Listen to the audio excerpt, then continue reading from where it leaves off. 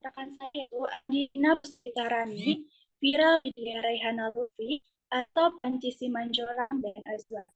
Untuk studi kasus itu pengolahan limbah cair mengandung logam.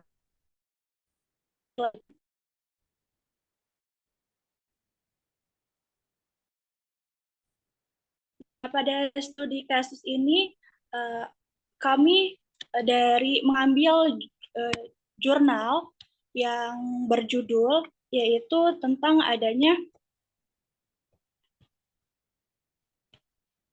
metode penghilangan logam berat AS, CD, CR, AG, CUPB, NI, dan CN di dalam air limbah industri.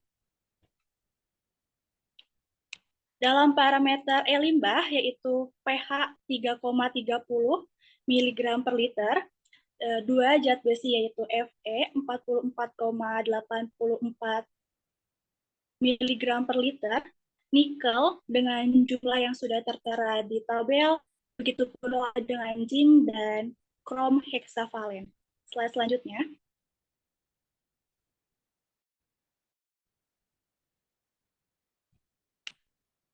Di sini ada pengolahan limbah cair yang mengandung logam. Yang pertama ini pompa dosing melalui pompa limbah, kemudian stat mixer, kemudian itu melalui proses sirkulasi yang dimana setelah itu melalui pompa filter yang difilter untuk menyaring suatu limbah. Filter langsung menggunakan suatu saringan yang multimedia dengan menggunakan pasir sila dan mangan zeolit. Kemudian langsung menggunakan filter karbon aktif yang dimana karbon aktif granular dan pasir silika. Selanjutnya yaitu menggunakan filter penukar resin penukar ion yaitu cross-linked polystyrene. Slide selanjutnya.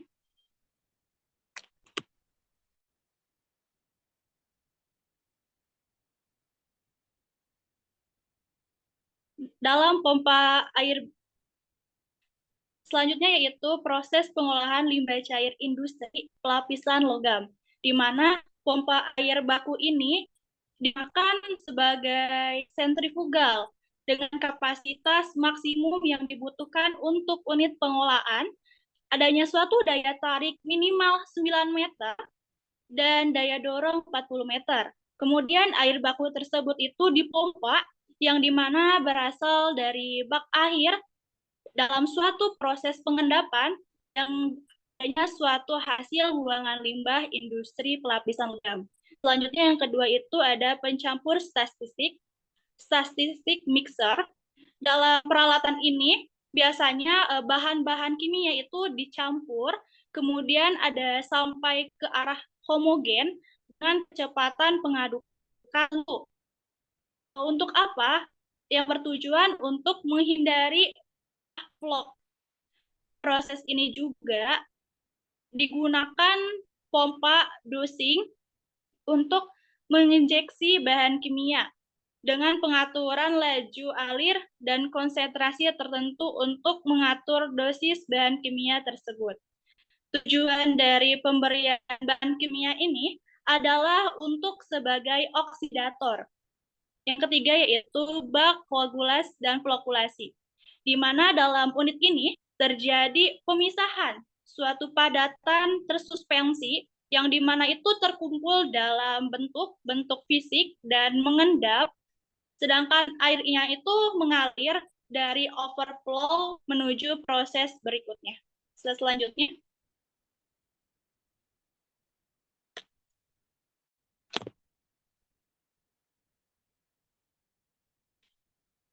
Unit ini itu berfungsi, saringan multimedia ini berfungsi sebagai partikel kasar yang dimana itu berasal dari air olahan, dan kemudian di unit filter ini itu terbentuk silinder dan terbuat dari bahan fiberglass. Unit ini juga dilengkapi dengan keran purpose, sehingga dalam proses pencuciannya ini dilakukannya itu sangat sederhana dengan hanya membuat keran tersebut sesuai dengan petunjuknya. Selanjutnya yaitu filter karbon aktif.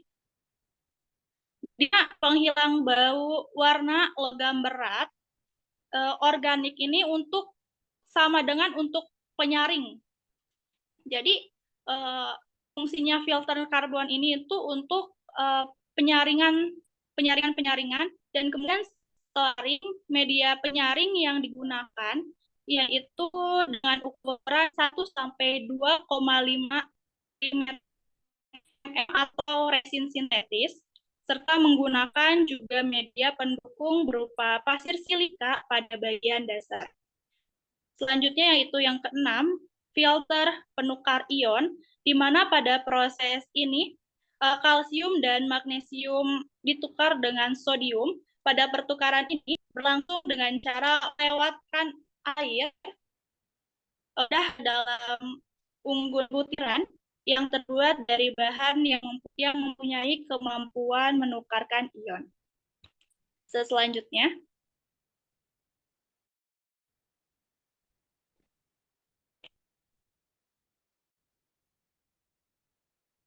di sini ada gambar pompa jenis sentrifugal, pompa dosing, filter penukaran ion, dan filter karbon aktif.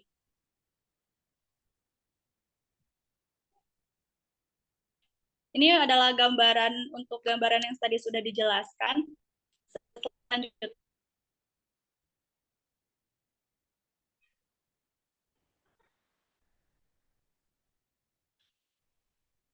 di sini pada tabel selanjutnya ada pengolahan limbah cair yang mengandung logam. Bisa tertera dari tabel. Yang pertama ada parameter air limbah yaitu pH, zat besi, nikel, zinc, dan krom heksavalen. Slide selanjutnya.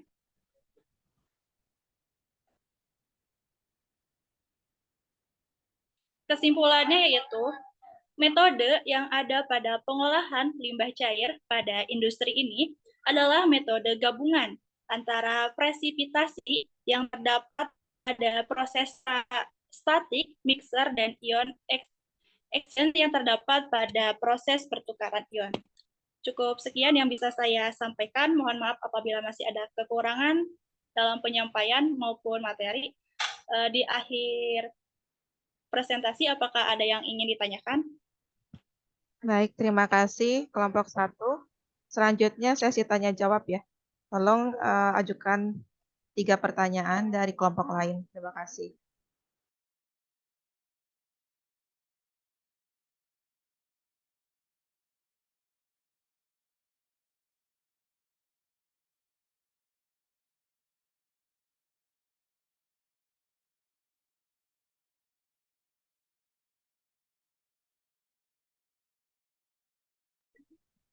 Silakan dari kelompok lain, ajukan pertanyaan.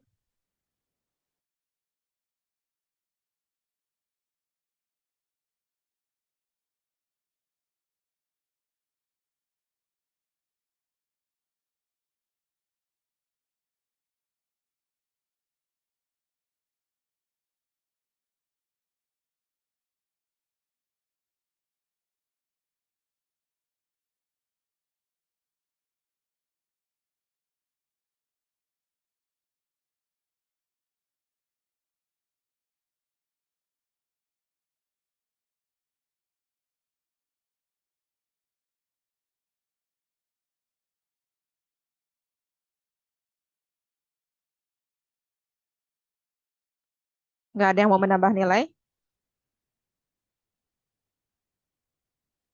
Mau izin nanya. Silakan.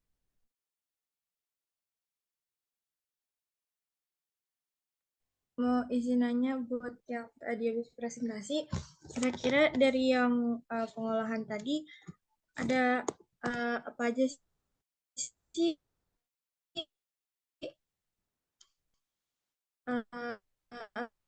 apa namanya sampingan yang dihasilkan dari pengolahan tadi itu?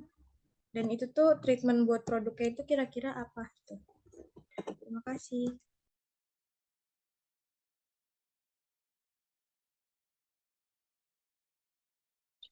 Bu, itu boleh dibantu dulu kan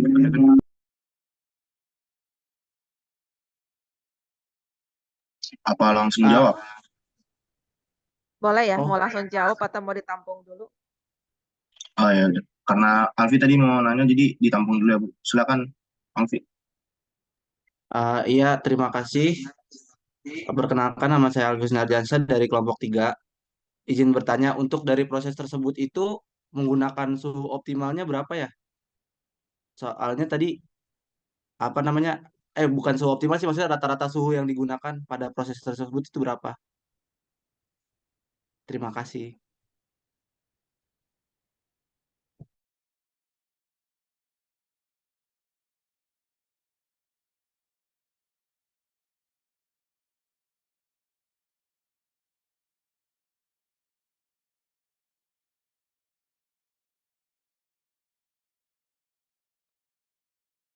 Ya, mungkin bisa langsung dijawab ya oleh kelompok 1.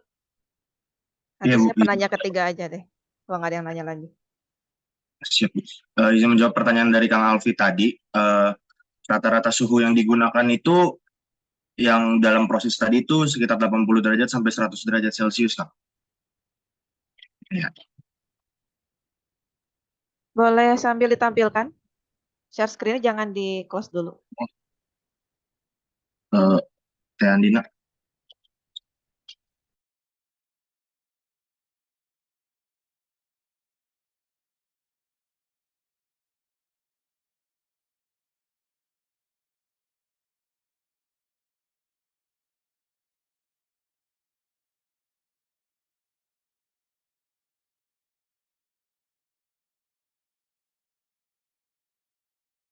Ya, silakan dilanjut ya.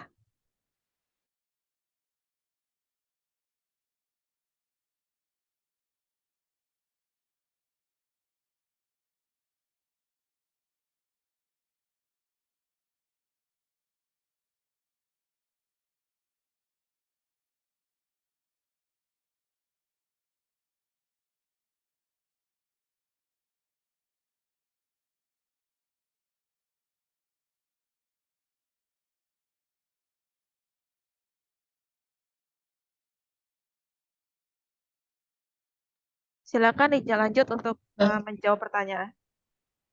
Ya, izin menjawab untuk pertanyaan dari Teh Angel. Untuk produk sampingan itu kita nggak ada karena uh, keluarnya cuma air limbah yang logamnya sudah dikurangin gitu.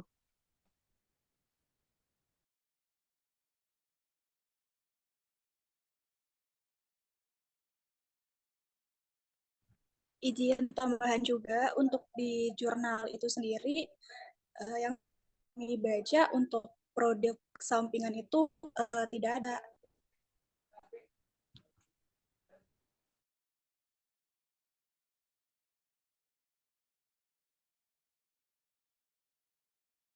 Gimana Angel?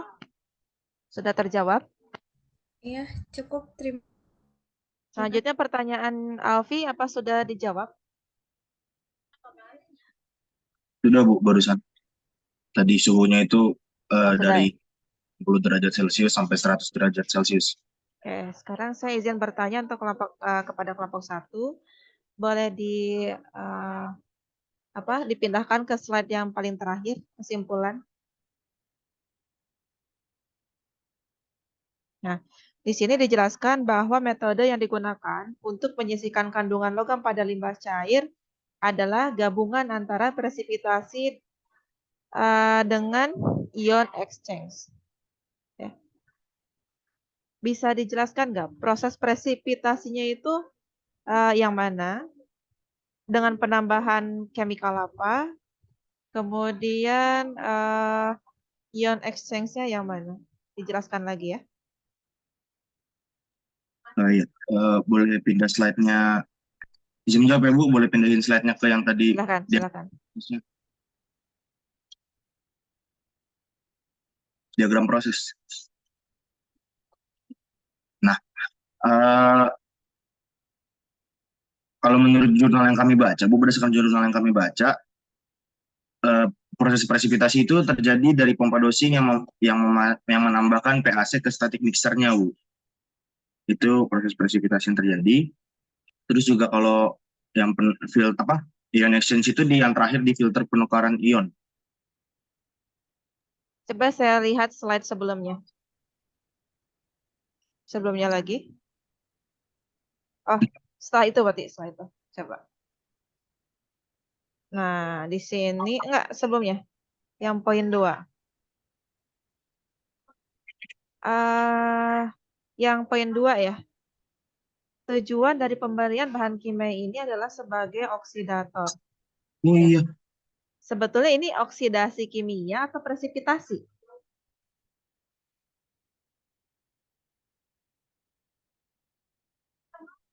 Kemarin, minggu lalu kan kita sudah bahas ya. Beberapa metode atau teknologi ya. Metode yang bisa kita gunakan untuk menyisihkan kandungan logam.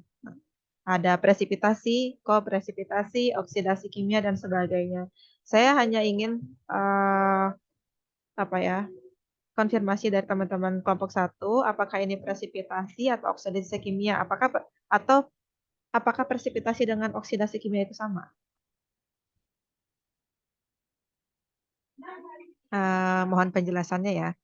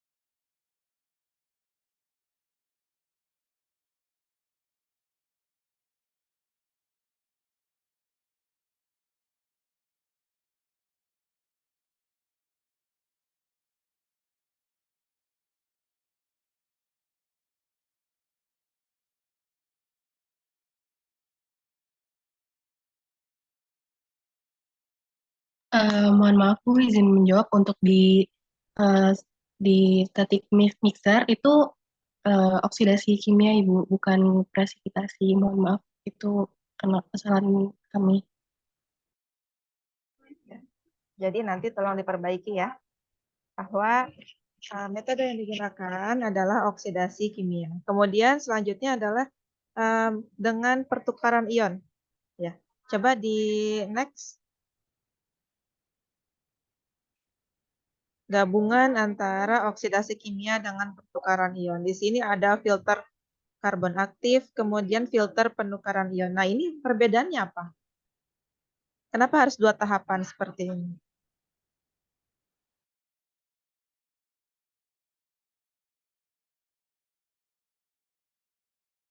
Apakah keduanya sama-sama diperuntukkan untuk menghilangkan kandungan logam, atau yang kandungan logam itu hanya menggunakan yang karbon aktif, yang satu lagi untuk yang lain? Ya, tolong dijelaskan.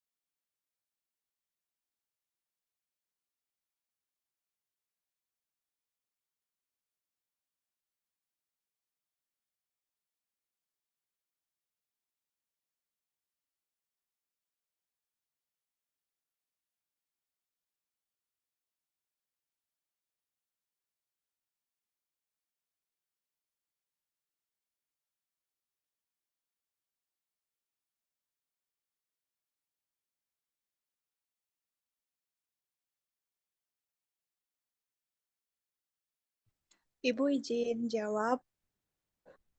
Kalau di sini, kalau di jurnalnya emang ini Bu terpisah. Jadi bedanya filter karbon aktif sama filter penukaran ion. Kalau filter karbon aktif itu kayak untuk tujuannya kayak menghilangkan bau kayak logam berat gitu Bu. Sedangkan untuk ini apa, kalau filter penukaran ionnya itu kayak di dalamnya itu ada air sadahnya Bu. Jadi mungkin yang ngebedainnya di situ Bu. Jadi emang dari jurnalnya sendiri prosesnya itu terpisah. Ya, terima kasih. Betul ya. Kalau misalnya dari jurnal memang nggak bisa kita apa-apakan, tapi yang penting adalah bagaimana pemahaman kalian terhadap isi dari jurnal tersebut. Ya, kalau misalnya itu dari jurnal ya memang seperti itu. Kalau dari jurnal memang sudah baku, ya. Itu kan memang penelitian punya orang lain, bukan punya teman-teman.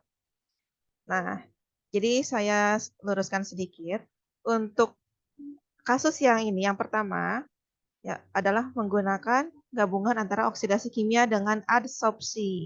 Masih ingat ya? Filter karbon aktif di sini adalah metode adsorpsi. Sedangkan selanjutnya adalah adsorpsi ion atau ion exchange. Nah, untuk menghilangkan logam beratnya itu cukup diadsorpsi, dia sudah hilang kandungan logamnya. Sudah hilang kandungan logam, sedangkan yang penukaran ion itu adalah untuk menurunkan tingkat kesadahan. Oke, sudah terjawab sebetulnya, hanya saja harus diluruskan untuk di kesimpulan berarti pada kasus yang teman-teman angkat ini teknologi yang digunakan adalah, bisa diulang tadi apa? Yang pertama, gabungan antara Anissa dan teman-teman yang lain, bisa diulang. Jadi teknologi yang digunakan adalah, Jadi metode yang digunakan itu gabungan dari oksidasi kimia, adsorpsi, dan tukaran ion. oksidasi kimia dan adsorpsi. Adsorpsi. Nah, sekarang saya mau lihat tabel yang sebelumnya. Oke, ini hasil pengolahan limbah cair ya, berarti hasil analisis kan. Untuk ini kolom 3, air limbah ini berarti kondisi awal, betul nggak? Kondisi awal, betul? Iya, Bu. Betul ya. Kemudian ini treated waternya atau air olahannya. Dan di sini ada efisiensi. Nah, ini tadi sudah netral ya. Di sini kita bisa lihat, ini bagus ya, ada penjelasannya. Kalaupun misalnya nanti teman-teman mendapatkan jurnal yang tidak ada penjelasan efisiensinya, tolong dibuat efisiensinya berapa persen. Tadi ini mau saya tanyakan, tetapi ternyata sudah ada. Namun, ada satu yang kurang di sini. Ada yang tahu nggak apa yang kurang di sini yang ditampilkan? Oke, ini influennya ya, ini effluentnya, efisiensinya sekian persen. Ya, ternyata dia cukup efektif untuk menghilangkan besi dan nikel, tetapi untuk zinc kurang ya. Berarti untuk zinc harus ada treatment selanjutnya. Yang kurang adalah baku mutu lingkungannya tidak ditampilkan. Berapa sih baku mutu lingkungan yang boleh kita buang, yang sudah diizinkan untuk kita buang ke ke air permukaan atau ke badan air. Di sini belum ada keterangannya, nanti tolong ini disubmit ke saya, diperbaiki dan dilengkapi untuk kelompok 1 ya. Ada pertanyaan dari kelompok lain sebelum saya tutup untuk kelompok 1? Tidak ada, kalau gitu tolong ditutup ya. Terima kasih. Terima kasih atas pertanyaannya. Mohon maaf apabila masih ada kesalahan dan kekurangan. Kami pasti akan memperbaiki. Wassalamualaikum warahmatullahi wabarakatuh. Waalaikumsalam warahmatullahi wabarakatuh. Silakan kelompok 2.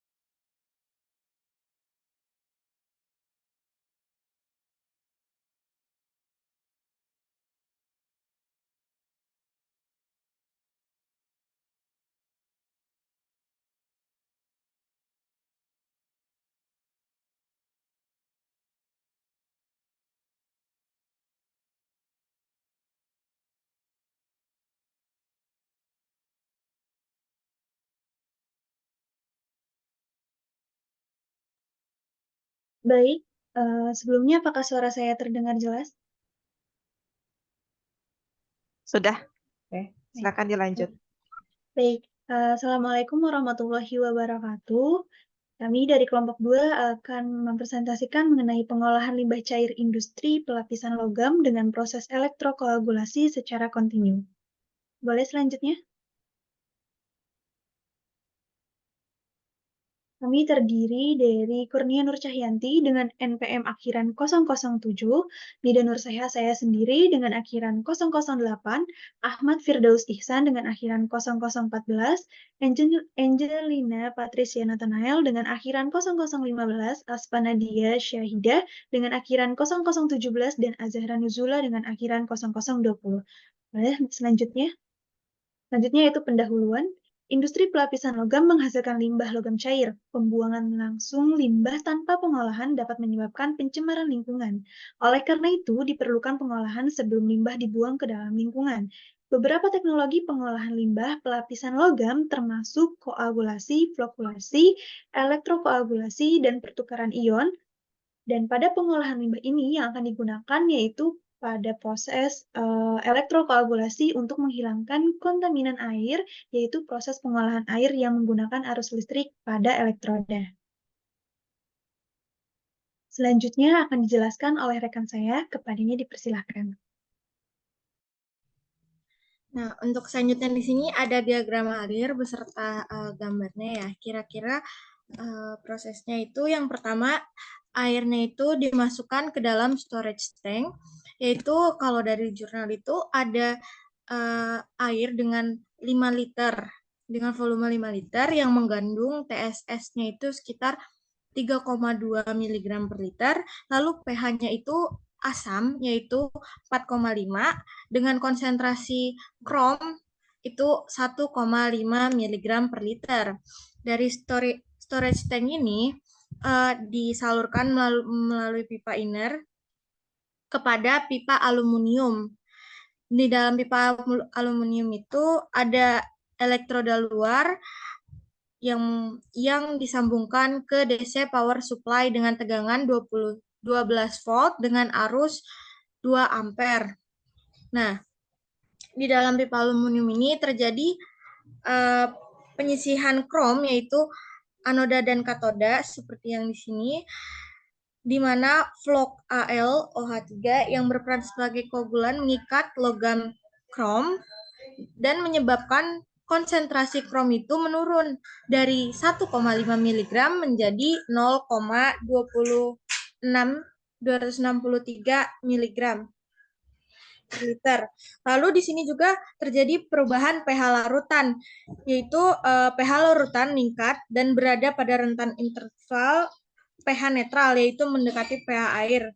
Karena selama proses elektrokoagulasi terjadi pembentukan H2O dari reaksi H+ dan OH- dan terbentuklah gas H2 yang tadinya pH awal itu 4,5, di sini tuh pH-nya berubah menjadi 6,6, yaitu mendekati netral.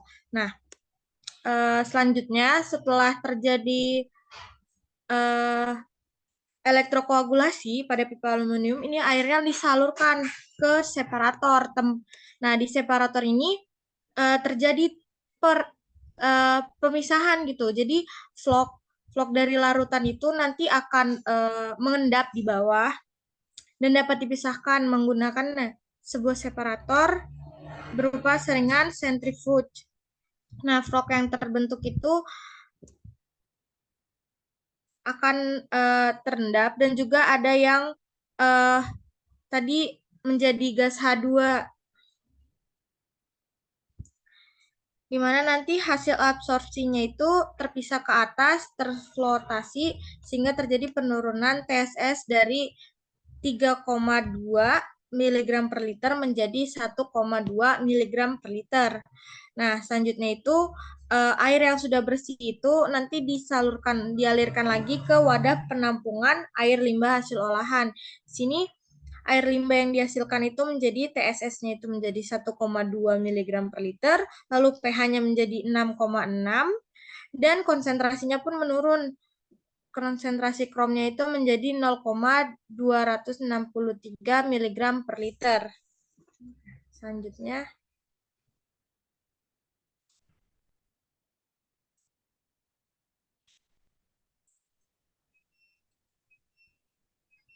baik, selanjutnya di sini ada hasil dan pembahasan dari penelitian di jurnal itu. Di sini udah dikasih tahu parameter yang digunakan yaitu TSS, pH, dan konsentrasi krom. Sebelumnya limbah cair itu diukur dengan parameter tersebut dan menghasilkan sampel awal yaitu TSS itu 3,2 mg per liter, pH-nya 4,5 dengan konsentrasi krom itu 1,5 mg per liter. Ini yang disimpan di storage bank tadi. Di sini peraturannya dengan Permen LH nomor 5 tahun 2014, TSS ada di 20 mg per liter, pH-nya itu 6 sampai 9 netral, terus konsentrasi krom itu 0,5 mg per liter. Proses elektrokoagulasi di penelitian ini itu limbah cair industri pelapisan logam ini itu diuji karakteristiknya, terus dialirkan dalam reaktor atau pipa aluminium yang tadi melalui pipa inert dari storage bank. Lalu setelah itu power supply DC itu yang disambungkan ke arus listrik. Ada beberapa variasi di sini, yaitu variasi kuat arus yaitu 1,2, 1,6 dan 2 ampere. Lalu laju alir 0,78, 1,32 dan 2,78 liter per menit.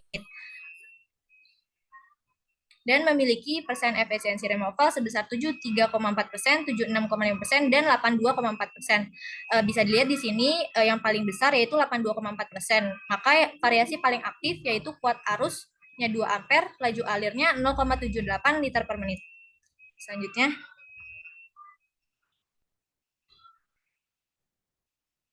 Slide selanjutnya.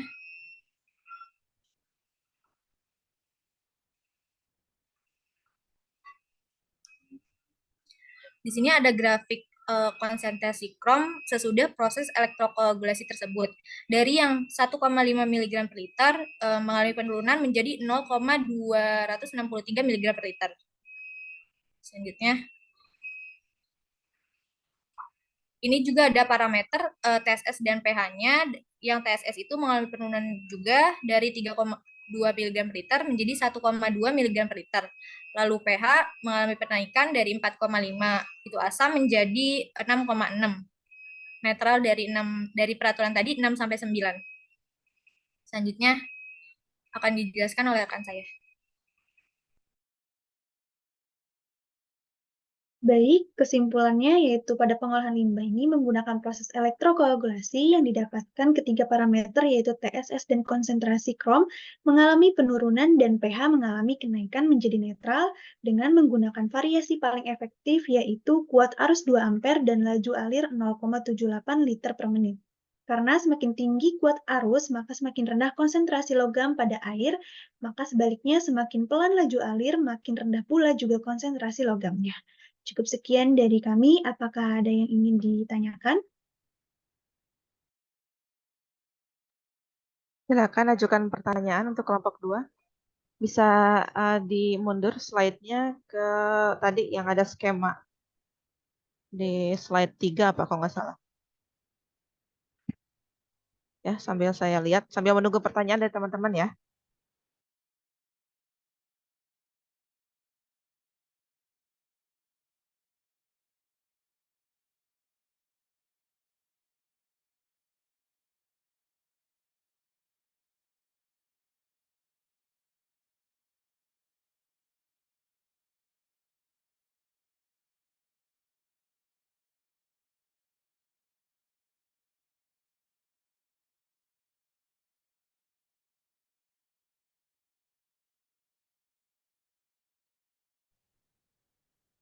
Silakan ajukan pertanyaan. Apa aja ya yang kira-kira teman-teman tidak paham? Diajukan pertanyaannya ke kelompok 2.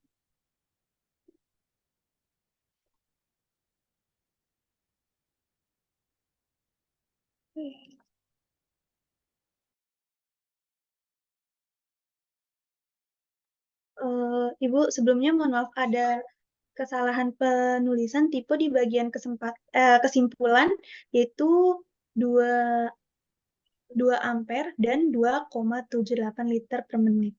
Mohon maaf, salah menulis. Nggak masalah. Oke. Ayo, kelompok lain. Atau enggak saya nanya duluan ya. Coba dijelaskan sama kelompok 2 pelan-pelan deh. Ini limbahnya masuknya dari mana, kemudian sampai dia diolah ya. Mulai dari sini, ini kursor saya terlihat tidak? Mulai dari limbah masuk sampai limbah keluar, tolong dijelaskan pelan-pelan. Gimana Bu? Mohon maaf, boleh diulang nggak Bu? Tolong dijelaskan proses pengolahannya mulai dari limbah masuk ke storage tank sampai limbah itu keluar, sampai ke wadah penampungan dan dibuang ke lingkungan.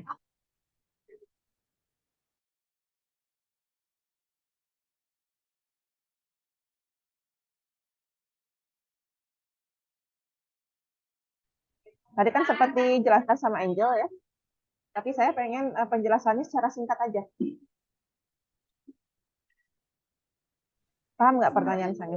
Ngerti Bu, izin jawab ya Bu. Jadi kalau yang ini kan tentang limbahnya itu dari pelapisan logam gitu ya, dan limbah yang dihasilkan itu limbah air limbah krom. Jadi di sini fokusnya ke limbah krom.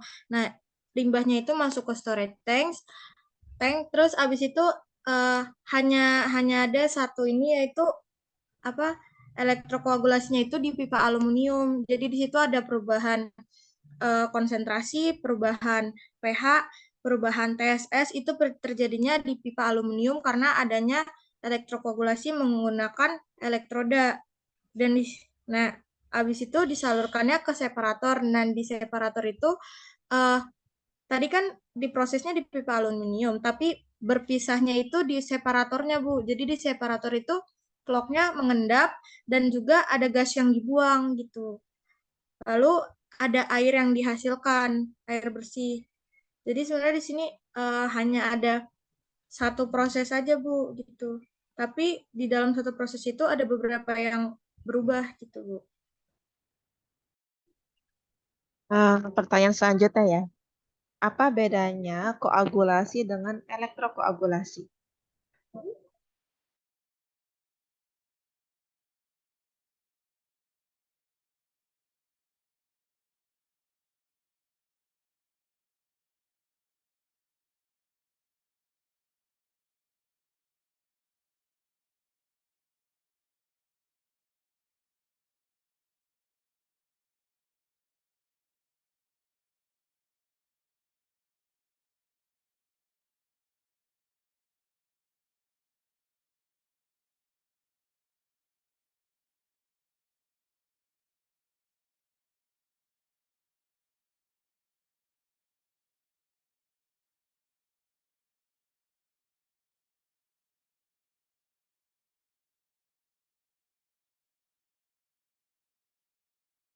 Berarti di sini nggak ada proses presipitasi, nggak ada ya?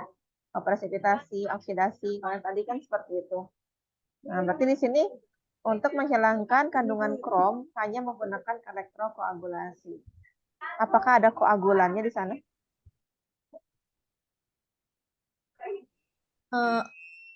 Izin jawab ya, bukan tadi pertanyaan Ibu koagulasi ya. Kalau koagulasi itu pakai bahan kimia ya. Kalau elektrokoagulasi ini dia tuh pakai elektroda, pakai kabel dari DC power supply-nya itu Bu. Yang lebih kayak gitu. Izin mau nambahin Bu, kalau misalkan koagulasi biasanya itu kan pakai bahan kimia ya Bu. Tapi kalau misalkan elektrokoagulasi kayak tadi yang teman saya udah bilang pakai elektroda ya Bu. Dan di elektrokoagulasi ini terjadi reduksi oksidasi Bu. Emang nggak ada presipitasi tapi ada reduksi oksidasi. Karena tadi ada arus listrik dari DC-nya gitu Bu. Berarti di sini koagulannya dia berperan sebagai anoda dan katoda ya. Iya Bu.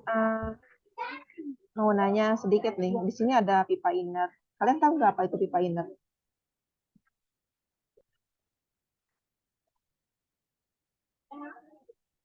Sederhana sih, tapi kalian harus tahu itu tuh apa. Tadi kan ada istilah dosing pump ya. Sebelumnya ada dosing pump, ada pipa ini. Walaupun sederhana, tapi harusnya kalian tahu apa sih pipa inlet.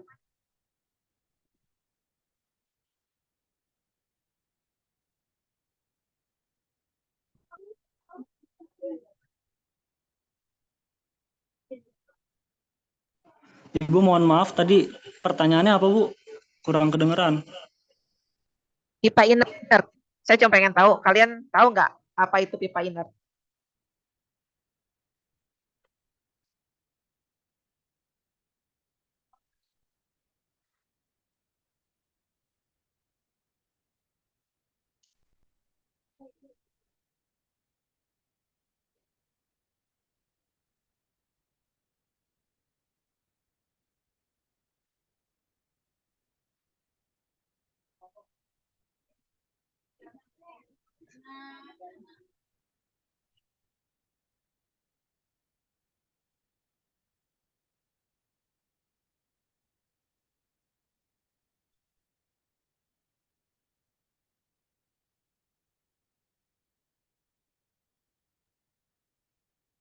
Izin jawab, Bu, dia pipa yang nggak bereaksi secara elektrokimia, bukan ya, Bu?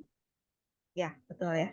Jadi dia pipa yang dipilih bahannya supaya dia tidak ikut bereaksi, entah itu dengan secara elektrokoagulasi ya, secara menggunakan elektroda maupun menggunakan chemical-chemical yang lain. Ya, ada pipa inert, ada gas inert ya. Jadi harus tahu istilah-istilah itu. Tahu nggak salah satu contoh gas inert itu apa? Yang banyak digunakan.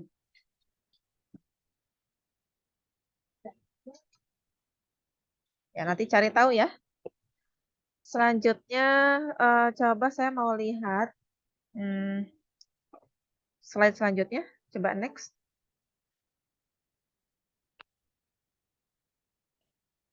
Nah, yang ini dia setelah diolah dengan beberapa parameter. Parameter optimum itu ketika kuat arusnya 2 ampere, kemudian laju alirnya 2,78 ya tadi ya, 2,78 liter per menit. Iya, Bu. Tercapai nggak baku mutu lingkungannya? Tercapai, Bu. Tercapai? Capai, Bu. Berapa persen tadi efisiensinya? Sekitar 80%-an Bu, 83, 82. 82,4%, tapi walaupun hanya 82,4 tapi sudah tercapai. Iya. Ininya. 3 parameternya udah tercapai Bu. TSS, pH sama konsentrasi kromnya. Jadi hari ini kita dapat ilmu baru ya. Selain yang sudah saya jelaskan di minggu lalu, ada tambahan yaitu menggunakan elektrokoagulasi untuk memisahkan kandungan logam dalam limbah cair. Dari kelompok lain ada pertanyaan?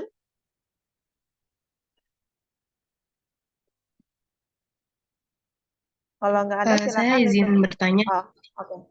Dari kelompok mana, Kira? Iya, dari kelompok 1, Bu. Saya izin bertanya, boleh balik ke diagram alir gak ya? Slide-nya. Nah, di sini kan ada vlog ya. Dan vlog itu kan dibuang, berarti ada vlog itu kan lumpur ya. Nah, pengen tahu aja untuk konsentrasi lumpur yang dihasilkan itu berapa persen?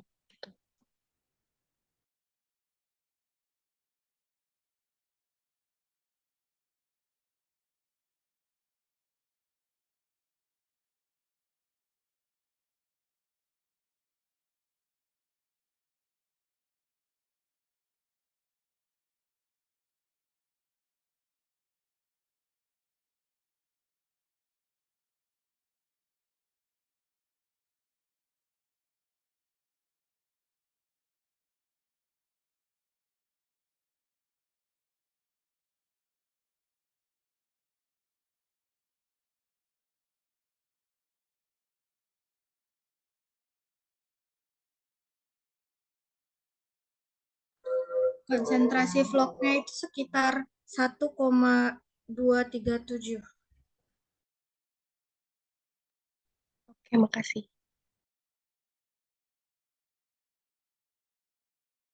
Berarti masih dalam rentang teori yang kemarin ya, 1-2%. Ada pertanyaan lagi?